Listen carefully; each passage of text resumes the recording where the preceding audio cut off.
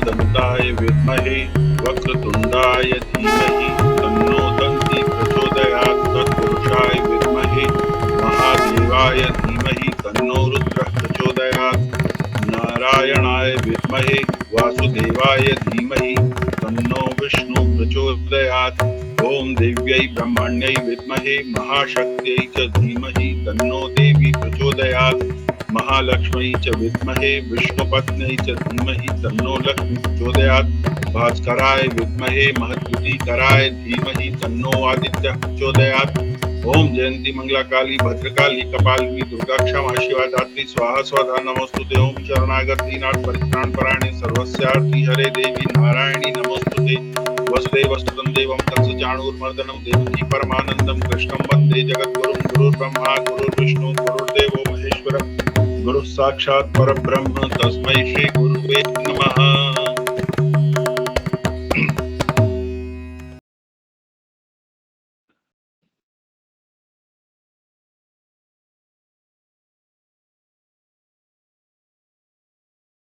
रामचंद्र मुख चंद्र छवि लोचन चारु चकोर। करत पान सादर सकल प्रेमी प्रमोदु न थोर। समउ बिलोकि वसिष्ठ बुलाए सादर सतानंद सुनियाए। बेगी कुंवरी अब आनहु जाई चले मुदित मुनियाय सुपाई। रानी सुनी उपरोहित बानी प्रमुदित सखिन समेत सयानी। विप्र बधु कुल वृद्ध बुलाई करि कुल रीति सुमंगल गाई। नारी बेस जे सुर बर मामा सकल सुभाय सुंदरी श्यामा। तिन्हि देखि सुख पावहि नारी बिनु पहिचानी प्राण हुते प्यारी। बार बार सन्मान ही रानी उमा रमा सारद सम जानी। सिय सवारी समाजु बनाई मुदित मंडप ही चली लवाई। चली ल्याई सीत ही सखी सादर सजी सुमंगल भामिनी। नव सप्त साजे सुंदरी सब मत कुंजर गामिनी। नव कल गान सुनि मुनि ध्यान त्यागहि काम कोकिल लाजहि। मंजीर नुपुर कलित कंकन ताल गति बर बाजहि। महु सहज सुहावनि सिय सोहति बनिता वृंद। सोहति बनिता वृंद महु सहज सुहावनि सी। छवि ललना गन मध्य जनु सुषमातीय कमनीय। सिय सुंदरता बरनि न जाई लघुमति बहुत मनोहरताई। आवत दीखि बरातिन सीता रूप राशि सब भांति पुनीता। सब ही मन किए प्रणामा देखी राम भय पूरन कामा। घर से दशरथ सुतन समेता कही न जाई उर आनंद जेता। सुर प्रणाम करि बरि सही फूला मुनि असीस धुनि मंगल मूला। गान निशान कोलाहल भारी प्रेम प्रमोद मगन नर नारी। एहि विधि सिय मंडप ही आई प्रमुदित शांति पढ़हि मुनि राय। तेहि अवसर कर विधि व्यवहारु दुहु कुल गर सब कीन अचारु। आचारु करि गुर गौरी गणपति मुदित विप्र पूजा वही। सुर प्रगति पूजा लेहि देहि आशीष अति सुख पावहि। मधुपर्क मंगल द्रव्य जो जेहि समय मुनि मन महु चाहे, भरे कनक को पर कलश सो तब लिए ही परिचारक रहे। कुल रीति प्रीति समेत रवि कही देत, सबु सादर कियो एहि भांति देव पुजाई, सीतहि सुभग सिंहासनु दियो। सिया राम अवलोकनि परस्पर प्रेम, काहू न लखी पर मन बुद्धि बरबानी, अगोचर प्रगट कभी कैसे करें। होम समय तनु धरि अनलु, अति सुख आहति ले, विप्र बेश धरि वेद सब, कही विवाह विधि देहि। कनक पाट महिषी जग जानी, सिय मातु किमि जाई बखानी। सुज सुकृत सुख सुंदरताई, सब समेट विधि रचि बनाई। समऊ जानी मुनि बरन बोलाई, सुनत सुवासिनी सादर ल्याई। जनक बाम दिसि सोह सुनयना, हिमगिरि संग बनी जनुमयना। कनक कलश मणिको पर रूरे, सुचि सुगंध मंगल जल पूरे। निज कर मुदित राय अरु रानी, धरे राम के आगे आनी। पढ़ी वेद मुनि मंगल बानी, गगन सुमन झरि अवसरु जानी। बरु बिलो की दंपति अनुरागे, पाए पुनीत पखारन लागे।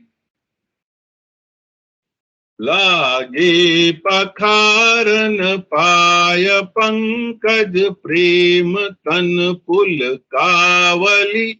नभ नगर गान निशान, जय धुनि उमगी जनु चहि दिशि चली। जे पद सरोज मनोज, अरियुर सर सदैव बिराजहि।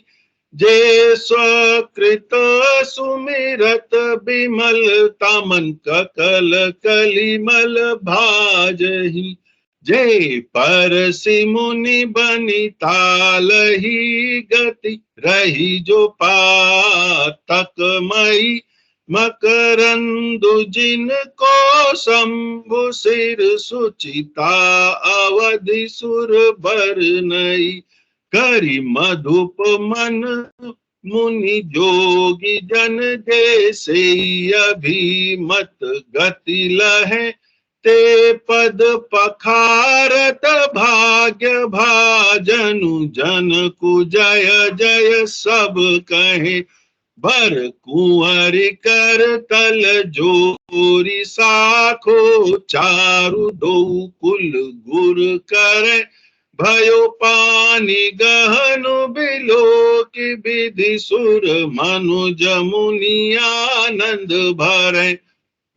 सुख मूल दुलहु देखी, दंपति पुलक तनहु लस्यो हियो।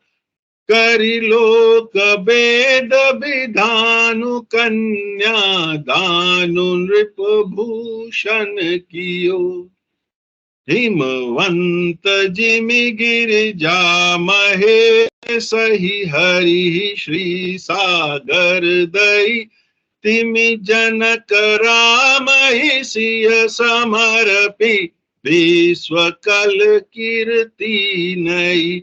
क्यों कर बिनय बिदेहु, कियो बिदेहु मूर्ति सांवरी।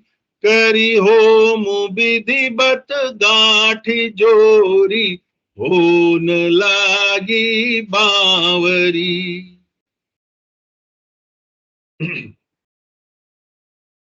जय धुनि बंदी वेद धुनि, मंगल गान निशान। सुनिहर सही बर सही विबुध सुर तरु सुमन सुजान। कुंवर कुंवरी कल भावर देही नयन लाभु सब सादर लेहि। जाई न बरनि मनोहर जोरी जो उपमा कछु कहो सो थोरी। राम सिय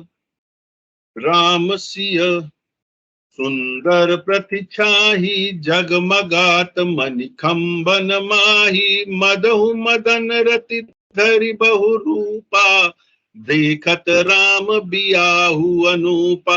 दरस लाल सा सकुच न थोरी प्रगटत तुरत बहोरी बहोरी। भये मगन सब देख निहारे जनक समान अपान बिसारे। प्रमुदित मुनि न भावरी फेरी नेग सहित सब रीति निबेरी। राम सिय सिर से दूर देही शोभा कही न जाति विधि केही। अरुण पराग जल जुभरिनी के ससहि भूष अहि लोभ अमी के। बहुरी वशिष्ठ दीनी अनुशासन बरु दुलहिन बैठे कुआसन। बैठे बैठे बरासन राम जानकी मुदित मन दशरथु भय। तनु पुलक पुनि पुनि देखी अपने सोकृत सुर तरु फल नहीं। भरी भुवन रहाउ छाहु राम विबाहु भा। सब ही कहा के ही भांति बरनि सिरात रसना।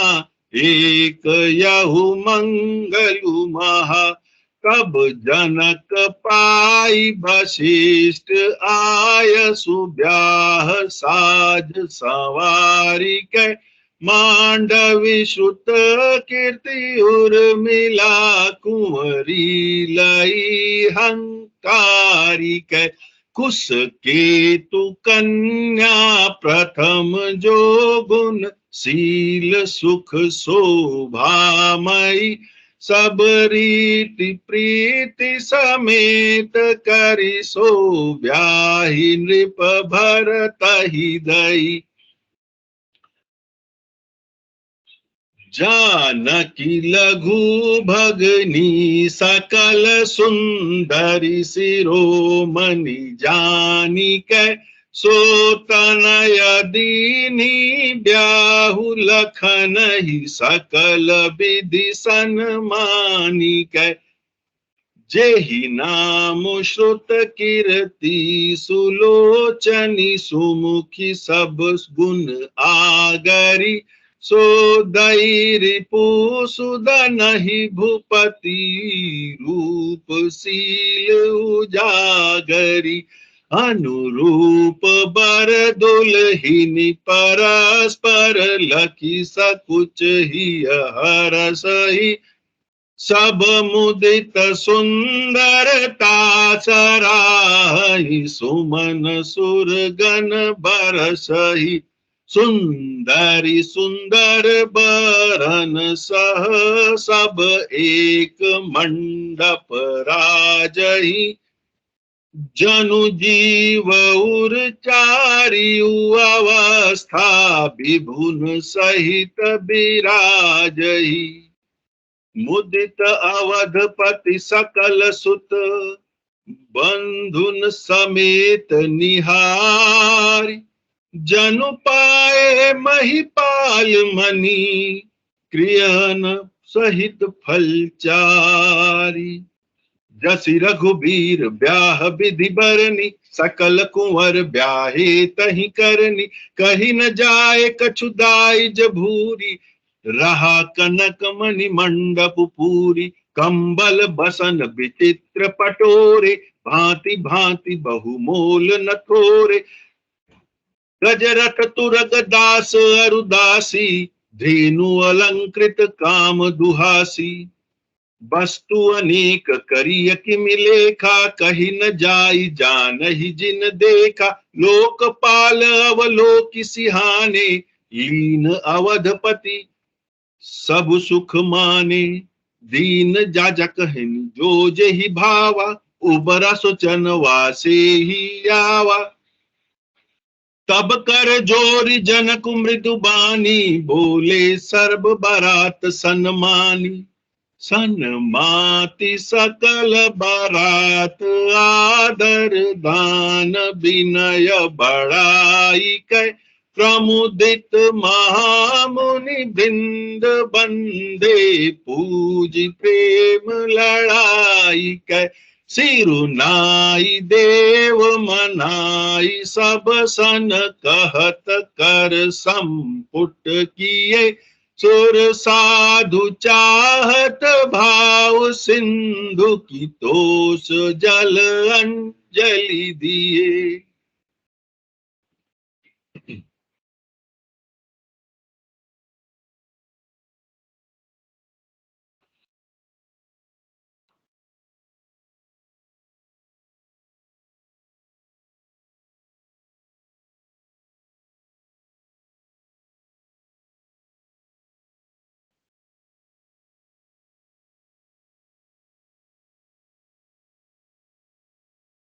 पर जोरी जनकु बहोरी, बंधु समेत कोसल राय सो। बोले मनोहर बयन सानि, स्नेहशील सुभायसु। संबंध राजन रावरे, हम बड़े अब सब विधि भय। एहि राज साज समेत, सेवक जानी बे बिनु गठ लहे। ए दारिका पर चारिका, करी पाली भी करुणा नई। अपराधु क्षमी बो बोली, पठये बहुत हूँ ढीठ यो कई। पुनि भानुकुल भूषण, सकल सन्मान निधि समधी किए। कही जाति नहीं बिनती, परस्पर प्रेम परिपूरन हिये। पुनि पुनि राम ही चितव सिय, सकुचति मनु सकुचैन। हरत मनोहर मीन छवि, प्रेम पियासे नैन।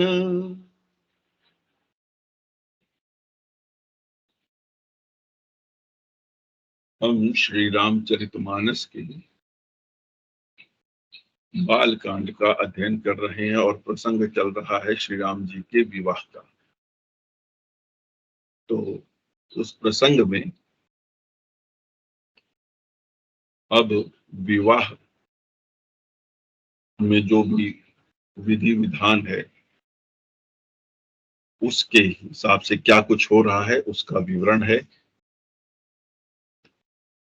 श्री रामचंद्र जी के मुख रूपी चंद्रमा की छवि को देखकर सुंदर नेत्र रूपी चकोर आदर पूर्वक पान कर रहे हैं। प्रेम और आनंद कम नहीं है। समय देखकर वशिष्ठ जी ने शतानंद जी को आदर पूर्वक बुलाया। वे सुनकर आदर के साथ आए। वशिष्ठ जी ने कहा, अब जाकर राजकुमारी को शीघ्र ले आइए। मुनि की आज्ञा पाकर वे प्रसन्न होकर चले। बुद्धिमती रानी पुरोहित की वाणी सुनकर सखियों समेत बड़ी प्रसन्न हुई। ब्राह्मणों की स्त्रियों और कुल की बूढ़ी स्त्रियों को बुलाकर उन्होंने कुल रीति करके सुंदर मंगल गीत गाए। नारी बेश जे सुर बरमामा, सकल सुभाए सुंदरी श्यामा।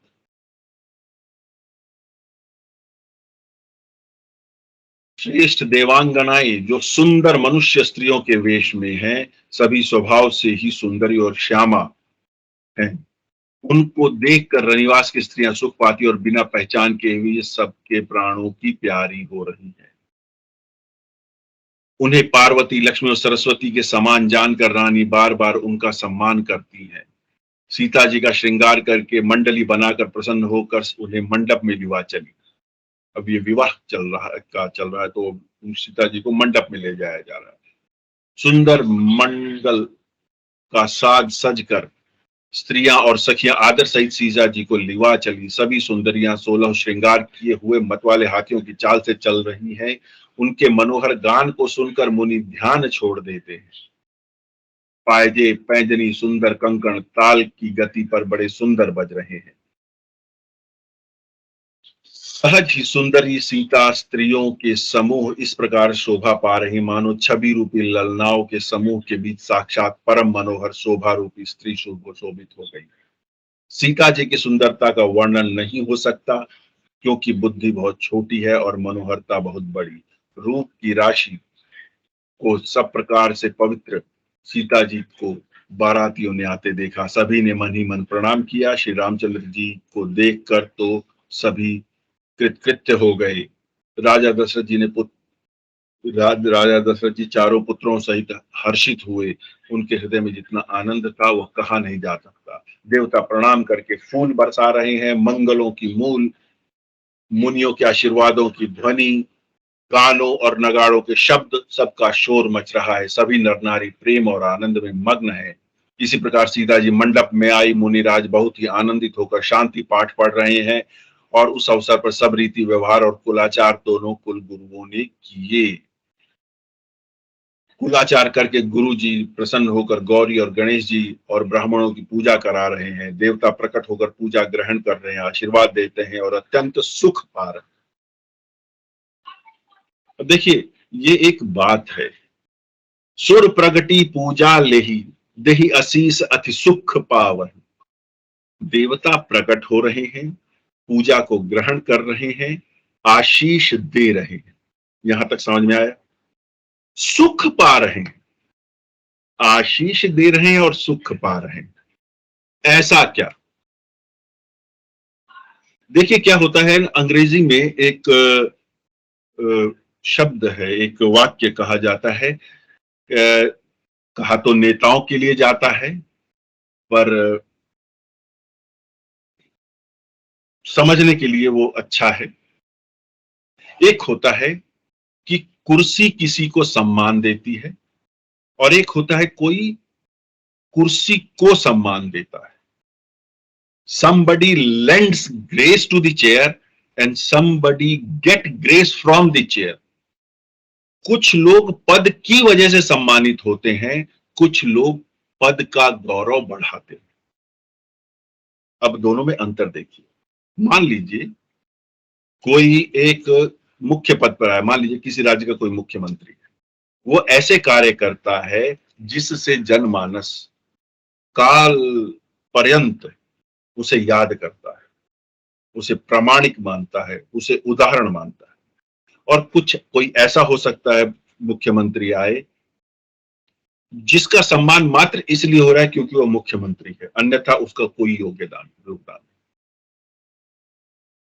तो जब कोई ऐसा व्यक्ति आता है जो पद को सम्मान देता है, कुर्सी को सम्मान देता है, lends grace to the chair, तो कुर्सी भी गौरवान्वित महसूस होती है। इसी प्रकार जब यहाँ पे देवता प्रकट हुए हैं, उनको सौभाग्य लग रहा है कि वो भगवान के विवाह में आ पाए और वहां पे उनका इतना सम्मान हो रहा है, तो आशीर्वाद तो उनका देना बनता ही है, लेकिन उन्हें सुख इस बात का है कि वो एक योग्य जोड़े के विवाह के साक्षी बन रहे हैं।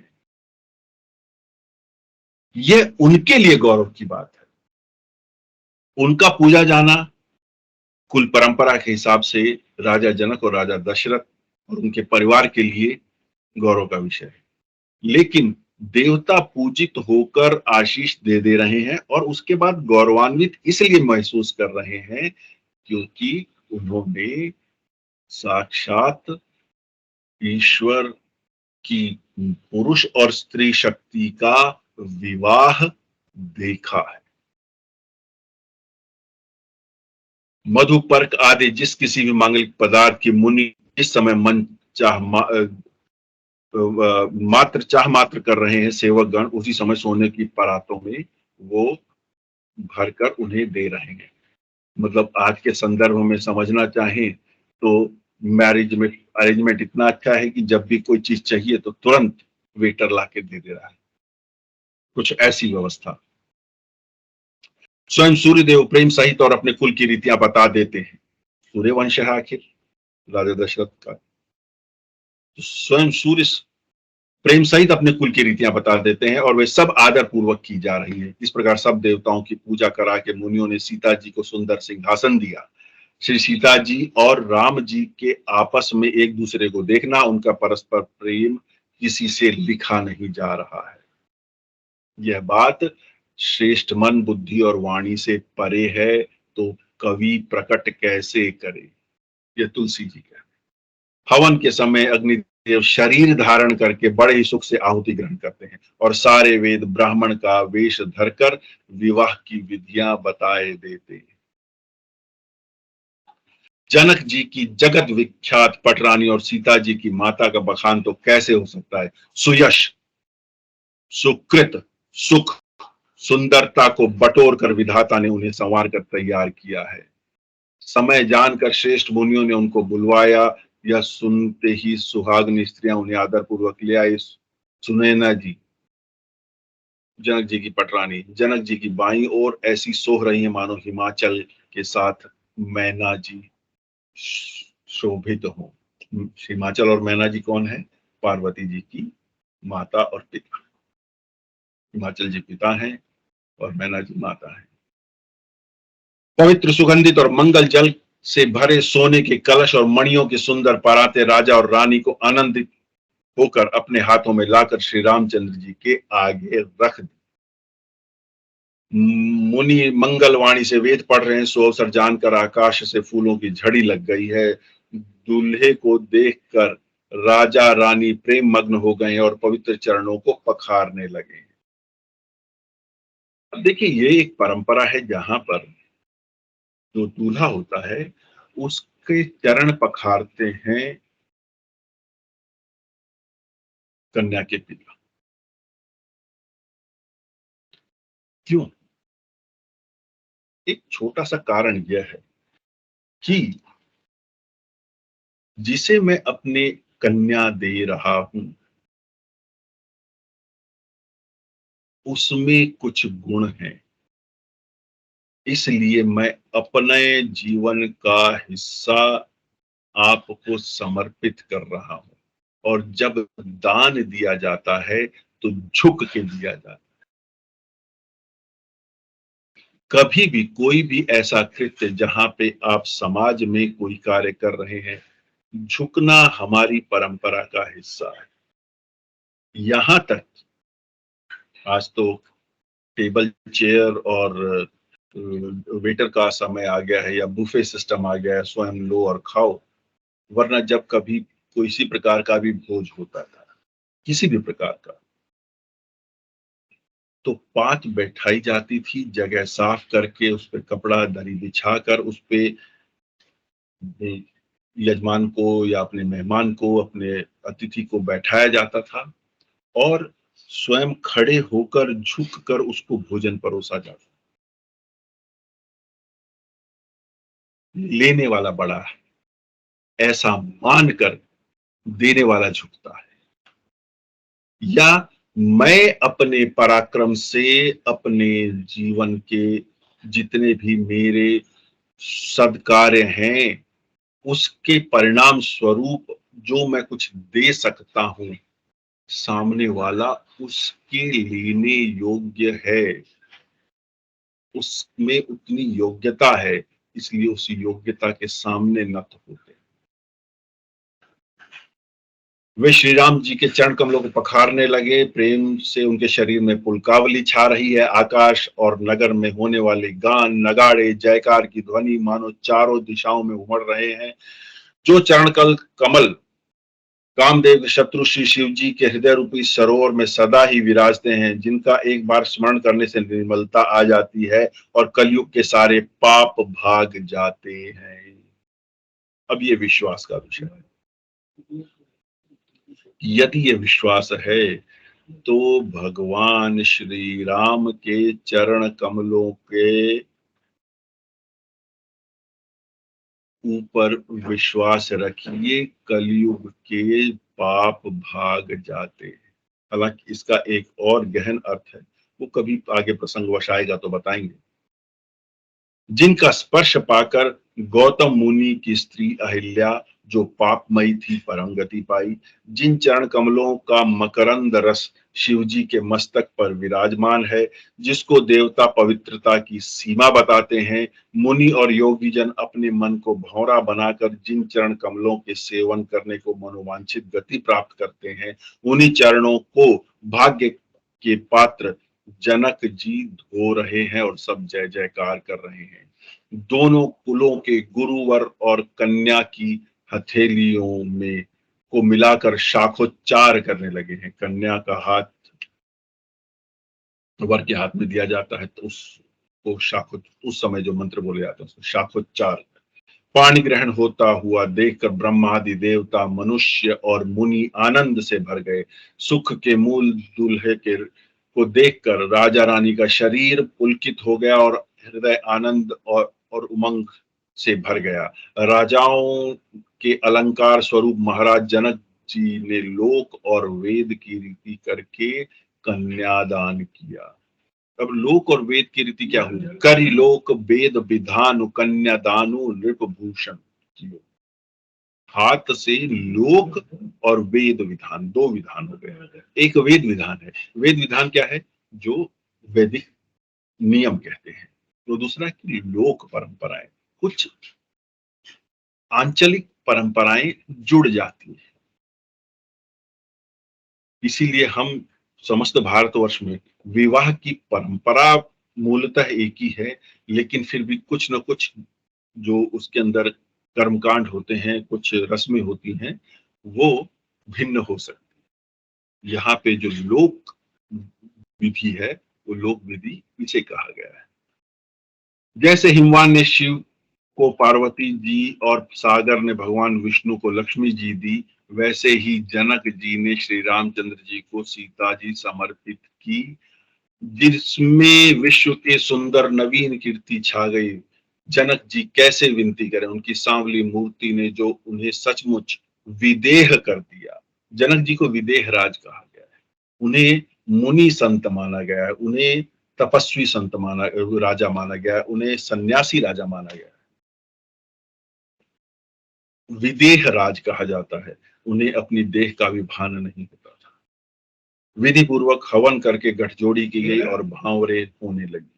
जय ध्वनि, वंदी ध्वनि, वेद ध्वनि, मंगल कान और नगाड़ों की ध्वनि सुनकर चतुर्देवगण हर्षित हो रहे हैं। कल्प वृक्ष से फूलों की वर्षा कर रहे हैं, वर और कन्या सुंदर भांवरे दे रहे हैं। सब लोग आदर पूर्वक नेत्रों का परम लाभ ले रहे हैं। मनोहर जोड़ी का कोई वर्णन नहीं हो सकता, जो उपमा कहूं वही थोड़ी होगी। श्री राम जी और सीता जी सुंदर परछाई मणियों के खंभों में जगमगा रही है, मानो सुंदर रूप धारण करके श्री राम जी के अनुपम विवाह को देख रहे हों, मानो देवी देवता।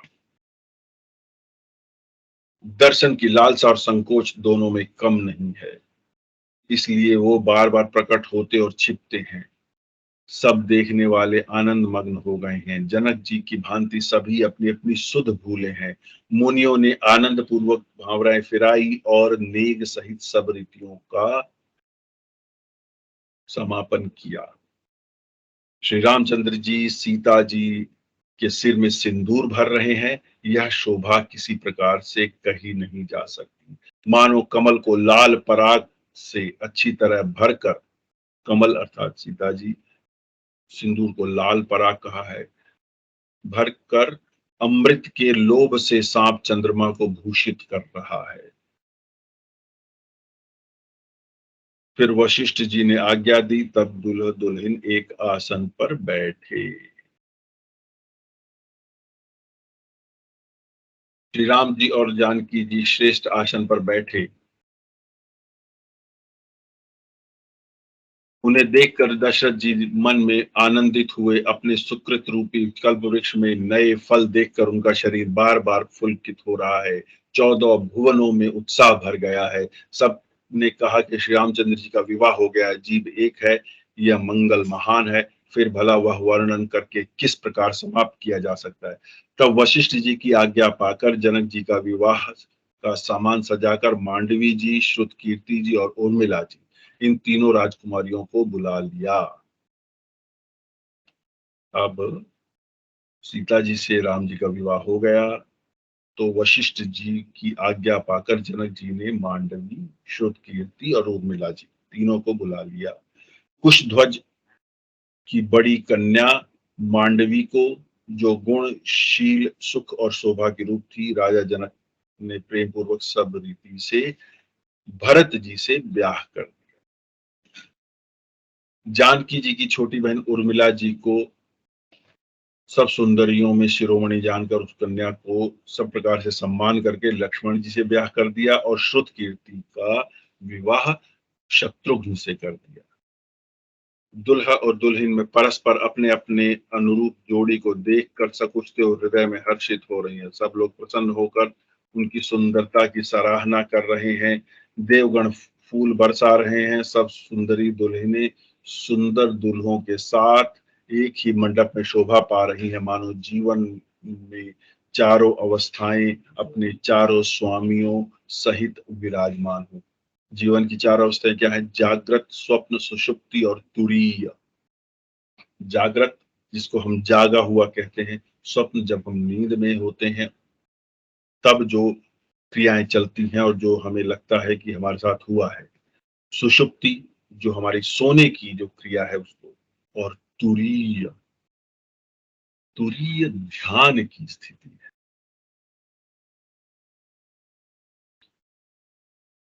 अपने चारों स्वामियों विश्व, तेजस, प्राज्ञ और ब्रह्म सहित विराजमान।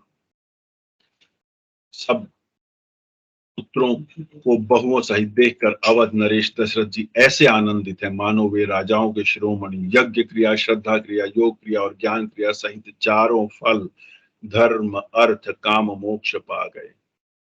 श्री रामचंद्र जी के विवाह की विधि वर्णन की गई, उस रीति से सब राजकुमार विवाहे गए। देखिए विशेषता क्या रही है? जैसा राजा दशरथ का सम्मान हुआ वैसा सब बारातियों का सम्मान किया राजा जनक ने, और जैसा श्री राम और सीता जी का विवाह हुआ वैसा ही बाकी तीनों भाइयों का भी उसी विधि से और उसी मान सम्मान, गौरव और उत्साह के साथ विवाह किया गया।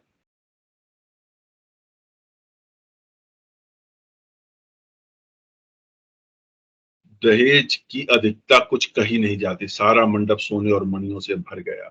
बहुत से कंबल, वस्त्र और भांति भांति के विचित्र रेशमी कपड़े, जो थोड़ी कीमत के न थे अर्थात बहुमूल्य थे, तथा हाथी, रथ, घोड़े, दास दासियां और गहनों सजी हुई कामधेनु सरीखी गायें आदि अनेकों वस्तुएं जिनकी गिनती करनी कठिन थी, उनका वर्णन नहीं किया जा सकता था।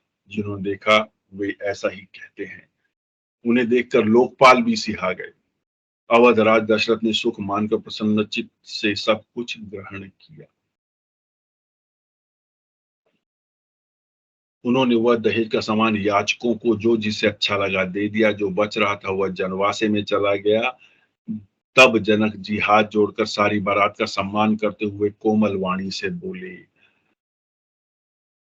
आदर, दान, विनय और बड़ाई के द्वारा सारी बारात का सम्मान कर राजा जनक आनंद के साथ प्रेम पूर्वक लाड़ करके मुनियों के समूह की पूजा व वंदना की। सिर नवाकर, देवताओं को मनाकर, हाथ जोड़कर सबसे कहने लगे कि देवता और साधु तो भाव ही चाहते हैं। वे प्रेम से ही प्रसन्न हो जाते हैं। उनके पूर्ण काम महानुभावों से कोई कुछ देकर कैसे संतुष्ट कर सकता है? क्या एक अंजलि जल देने से कहीं समुद्र संतुष्ट होता है? ये वो ऋषियों के, मुनियों के और बारात में जो लोग आए थे और देवी देवता जो आए थे उनके सम्मान में कह रहे हैं कि मैं जो कर सकता था मैंने किया। क्या एक अंजलि जल देने से समुद्र संतुष्ट हो सकता है? पर ये मतलब राजा जनक की ओर से यह था कि ये आपका बड़प्पन है कि आप यहाँ आए हैं और मेरे आतिथ्य को स्वीकार किया है।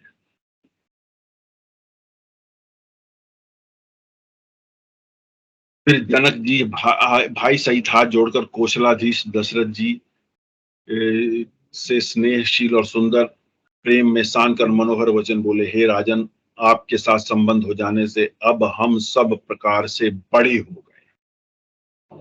इस प्रकार राजपाट सहित हम दोनों को आप बिना दाम के लिए हुए सेवक ही समझिएगा। ये राजा जनक की सरलता देखिए। इन लड़कियों को टहलनी मानकर नई नई दया करके पालन कीजिएगा। मैंने बड़ी ढिठाई की कि आपको यहाँ बुला भेजा, मेरा अपराध क्षमा कीजिएगा। फिर सूर्यकुल के भूषण दशरथ जी ने समधी जनक जी को पूर्ण सम्मान का निधि कर दिया। अब बहुत सम्मान दिया। देवता गण फूल बरसा रहे थे। राजा जनवासे को चले, नगाड़े की ध्वनि, जय ध्वनि और वेद की ध्वनि हो रही है। आकाश और नगर दोनों में खूब कौतूहल है, आनंद छा रहा है। तब मुनीश्वर की आज्ञा पाकर सुंदरी सखियां मंगल गान करती हुई दूल्हे को लिवाकर कोहबर को चली। विवाह के बाद दूल्हे को लेकर एक कमरे में जाया जाता है। अब वहां पे कुछ हंसी मजाक की चीजें होती हैं, उसको कोहबर कहते हैं। सीता जी बार बार राम जी को देखती हैं और सकुचा जाती हैं, पर उनका मन नहीं सकुचाता। प्रेम के प्यासे उनके नेत्र सुंदर मछलियों की छवि को हर रहे हैं। तो ये था श्री राम, लक्ष्मण, भरत और शत्रुघ्न का विवाह। और आज हम यहीं पर विराम लेते हैं। महादेव की कृपा से कथा का अगला भाग कल करेंगे। और आज मेरे पठन पाठन, उच्चारण और व्याख्या में जो भी त्रुटि है वह मेरी है। मेरी महादेव से प्रार्थना है कि मुझे उसके लिए क्षमा करें।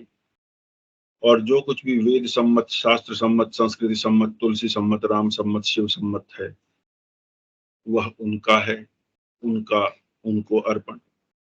जो लोग इस समय मेरे साथ इस कथा में जुड़े हैं, मेरी महादेव से प्रार्थना है कि उन सभी का जीवन सुखमय, मंगलमय और वैभवशाली हो। हर हर महादेव।